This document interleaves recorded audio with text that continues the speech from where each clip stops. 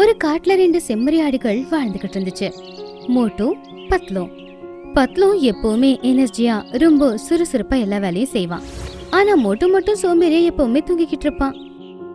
அவங்க 2 பேரோட சேர்த்து அந்த காட்டுல பெரிய யானை, மானு, குரங்கு எல்லாரும் வாழ்ந்துகிட்டு இருந்தாங்க.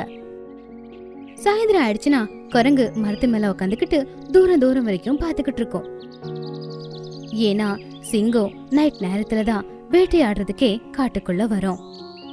எப்பெல்லாம் அந்த சிங்கம் அங்க வருதோ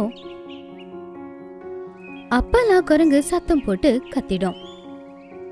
உடனே விலங்குகள் எல்லாருமே யானைய நோக்கி ஓடி போயிடுவாங்க. சிங்கம் வரும்போது விலங்குகள் எல்லாருமே யானை பக்கத்துல இருக்கிறத பார்த்து தூரத்துல இருந்தே அதை பார்த்து திரும்ப போயிடும். இந்த மாதிரி எல்லாருமே ஒவ்வொருத்தங்க உதவி செஞ்சுக்கிட்டு சந்தோஷமா வாழ்ந்துகிட்டு இருந்தாங்க. ஒரு நாள் குளிர்காலத்துல மோட்டு, பத்லு 2 பேருமே நின்னுக்கிட்டு பேசிக்கிட்டு இருந்தாங்க. மோட்டம், எப்போ குளிர்காலம் வந்துச்சோ அப்போலேருந்து இங்கே தூங்குறதுக்கு எனக்கு ரொம்ப கஷ்டமாக இருக்கு. மீதி விலங்குல அவங்கவுங்க வீட்டில் எவ்வளோ ஜாலியாக தூங்குது. குகையில், கூண்டில், இல்லைன்னா மரத்தில். எல்லாருமே இப்படி இருக்கும்போது நாம் இதுக்கு நமக்கு படுக்கிறதுக்கு ஒரு இடத்த தேடக்கூடாது. நீ சொல்றது சரியாதான் இருக்கு. ஆனா தூங்குறதுக்கு இடத்தை எங்க தேடுறது? ரொம்ப டைம் ஆகும். அதை உருவாக்குறதுக்கும் ரொம்ப நாட்கள் ஆகும். அதை கேட்டு பத்லு புரிஞ்சுக்கிட்டா இவனுடைய சோம்பேறித்தனத்தினாலதான் இப்படி சொல்றான் அப்படின்னு. சரி நண்பா, உனக்கு விருப்பம் இல்லைலாம் விடு. ஆனா நான் எனக்காக ஒரு இடத்த கண்டிப்பா உருவாக்குவேன் அப்படின்னு சொல்லி பத்லு வீடு எங்க இருக்குன்னு தேடிக்கிட்டே போச்சு.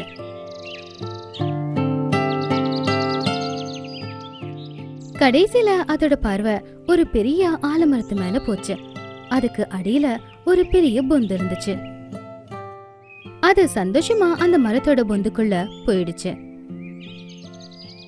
அங்க ரொம்ப சந்தோஷமா உட்காந்துக்கிட்டு இருந்துச்சு. அப்ப அது யோசிச்சு, இதே நாம ஏன் நம்ம வீட்டா மாத்திக்க கூடாது அப்படின்னு. அது ரொம்ப சந்தோஷமா மோட்டுவை அங்க கூட்டிட்டு வந்து அதோட வீட்டை மோட்டுவுக்கு காட்டுச்சு. பத்லு நண்பா, உனக்கு ஒரு நல்ல வீடு கிடைச்சிருக்கு போல. ஆனா இதுல ஒருத்தர் மட்டும்தான் வாழ முடியும். இப்போ நான் என்ன பண்றது? அட, நீ கவலைப்படாத மோட்டம். நம்ம 2 பேருமே சேர்ந்து உனக்காக இடத்த தேடலாம். மோட்டுவுக்கு இப்பவும் வீடு தேடுறதுல ரொம்ப சோம்பேறித்தனமா தான் இருந்துச்சு. அதனால அது ஒரு ஐடியாவை யோசிச்சுது. அடுத்த நாள் மோட்டு பகலையே சத்தம் போட்டு ஓடிக்கிட்டு வந்துச்சு. சிங்கம் பகலையே வேட்டையாடுறதுக்கு வர மாதிரி. சிங்கம் ஒரு விலங்க கொன்னுடுச்சு அப்படின்னு சொல்லுச்சு. அதோட அந்த சத்தத்தை கேட்டு யானை, பத்லு, அப்புறம் மானும் அங்க வந்துச்சு. அட, அதெல்லாம் எப்படி சாத்தியம்? அந்த சிங்கம் சாயங்காலம் தான் வேட்டைக்கே வரும். நீங்க வேற விலங்க பார்த்து சிங்கம்னு சொல்லி ஏமாந்துட்டீங்களா? இல்ல இல்ல, நானு உண்மையதான் சொல்றேன். அது சிங்கம் தான். ஒருவேளை குரங்கு இருந்துச்சுன்னா இத பத்தி எல்லாம் சரியா தெரிஞ்சுக்கலாம். வந்தது சிங்கம்தானா இல்லனா உன்னோட பிரமையான்னு? அதை கேட்டதுமே மோட்டு ஒரு ஐடியா பண்ணி சொன்னா, அட, இது ரொம்ப சோகமான விஷயம்.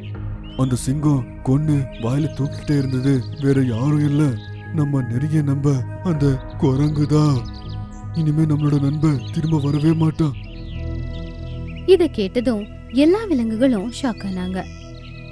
நீ சொல்ற மாதிரி சிங்கம் குரங்க கொன்னு இருக்குன்னா சிங்கம் வருதா இல்லையான்னு சொல்றதுக்கு யாருமே இருக்க மாட்டாங்க.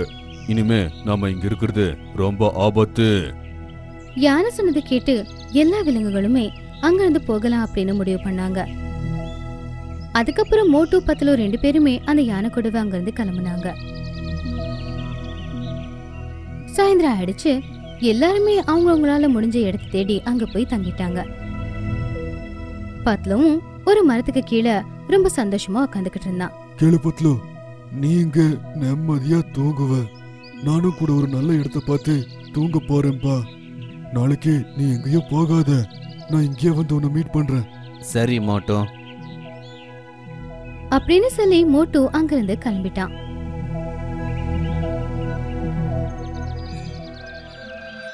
அதுக்கப்புறம் பட்லுவோட அதே வீட்டுல போய் அவன் சந்தோஷமா உக்காந்துட்டான்.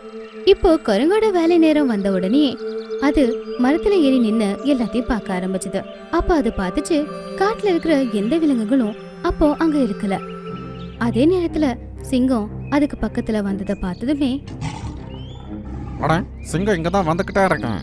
ஆனா திடீர்னு எல்லாருமே எங்க போனாங்க? அப்போ அதோட பார்வை தரையில நடந்துகிட்டு இருந்த மோட்டு மேல போச்சு. அப்போ அது சொல்லுச்சு, மோட்டோ, சீக்கிரமா ஓடி போய் ஒளிஞ்சுக்கோ, இல்லைன்னா இங்கிருந்து ஓடிரு. சிங்கம் உன் கிட்ட தான் வந்துக்கிட்டே இருக்கு. அது கேட்டு மோட்டு பயந்துடுச்சு. கொஞ்ச தூரத்துல சிங்கம் அதை நோக்கி நடந்து வரத மோட்டு கவனிச்சுது. அது வேக வேகமா ஓடி ஆலமரத்தோட பொந்துக்குள்ள போயிடுச்சு.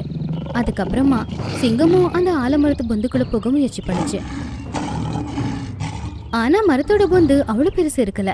சிங்கத்தால அதுக்குள்ள போக முடியல. அதனால வெளியவே நின்னுக்கிட்டு மோட்டுக்காக காத்துக்கிட்டு இருந்துச்சு. மோட்டு சிங்கத்தை பார்த்து ரொம்பவே பயந்துடுச்சு.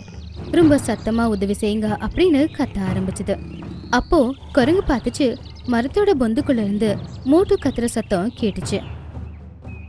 அப்புறம் சிங்கம் அந்த மரத்துக்கு வெளியே உக்காந்துக்கிட்டு மோட்டுக்காக காத்துக்கிட்டு இருந்துச்சு. அது இப்போ தாமதம் செய்யாம மற்ற விலங்குகள் எங்க இருக்கு அப்படின்னு தேட ஆரம்பிச்சுது. ரொம்ப நேரத்துக்கு அப்புறம் பத்லு அதோட பார்வையில விழுந்துச்சு. அதுக்கப்புறம் பத்லு குரங்க எல்லார்கிட்டையும் கூட்டிட்டு வந்துச்சு. அது உயிரோடு இருக்கிறத பார்த்து எல்லாரும் சந்தோஷப்பட்டாங்க. அதே மாதிரி ஷாக் ஆனாங்க. இந்த பக்கம் ஆலமர பொந்துல மாட்டிக்கிட்டு இருந்த மோட்டு யோசிச்சுக்கிட்டு இருந்துச்சு, ஒருவேளை நான் எல்லா விலங்குகளையும் இங்க இருந்து துரத்தி அனுப்பியிருக்கல அப்படின்னா இன்னைக்கு எனக்கு இந்த பிரச்சனையே வந்திருக்காது அப்படின்னு. கொஞ்ச நேரத்துக்கு அப்புறம் தரையெல்லாமே அதிர ஆரம்பிச்சுது. மோட்டுவுக்கு நல்லாவே புரிஞ்சுது, இது கண்டிப்பா யானை ஓடி வர அதிர்வுதான்னு. அப்போ சிங்கம் பார்த்துச்சு, யானை, மான், குரங்கு, பட்லோ இவங்க 3 பேரையும் கூப்பிட்டுக்கிட்டு வேகமா அதை நோக்கி தான் வந்துகிட்டு இருந்துச்சுன்னு. யானை பக்கத்துல வந்து சிங்கத்துக்கு ஒரு அடி விட்டுச்சு. சிங்கம் தூரம் போய் விழுந்துருச்சு.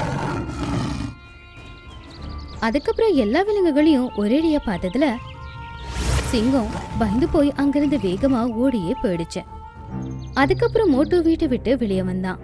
அதுக்கப்புறம் பட்லுவை சேர்த்து அங்க இருக்கிற எல்லா விலங்குகளும் ரொம்ப கோவமா மோட்டுவையே முறைச்சு பார்த்துக்கிட்டு இருந்தாங்க.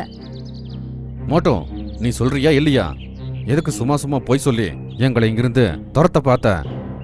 அதை கேட்டு மோட்டு அவங்க எல்லார்கிட்டயும் உண்மையை சொல்லிட்டான். அதுக்கப்புறம் சொன்னா, ஒருவேளை நீங்க வரலன்னா அந்த சிங்கம் இதே இடத்துல என்ன கொன்னு சாப்பிட்டு இருக்கும். நான் பண்ண தப்புக்காக நான் இந்த வீட்லயே செத்து போயிருப்பேன். நான் வாக்கு கொடுக்கறேன், இனிமே நான் சோம்பேறியா இருக்கவே மாட்டேன். எனக்காக யாருக்கிட்டையும் நான் போய் சொல்லவே மாட்டேன். சரி மோட்டோ, நீ உன்னோட சோம்பேறித்தனத்தை விட்டுட்டு வேலை பார்க்கறதுக்கு தயாரா இருந்தா நாங்க உன்னை மன்னிச்சு விட்டுறோம். இந்த வீடு உன்னுடையதான் பத்லு. உன் வீட்லயே நீயே இருப்பா. நான் கஷ்டப்பட்டு எனக்காக தனியான விட நான் தேடிக்கிறேன். அதை கேட்டதுமே அங்க இருந்த எல்லா விலங்குகளும் ரொம்ப சந்தோஷப்பட்டாங்க. அந்த நாளுக்கு அப்புறம் மறுபடியும் அதே பகுதியில அவங்க எல்லாரும் சந்தோஷமா வாழ ஆரம்பிச்சாங்க.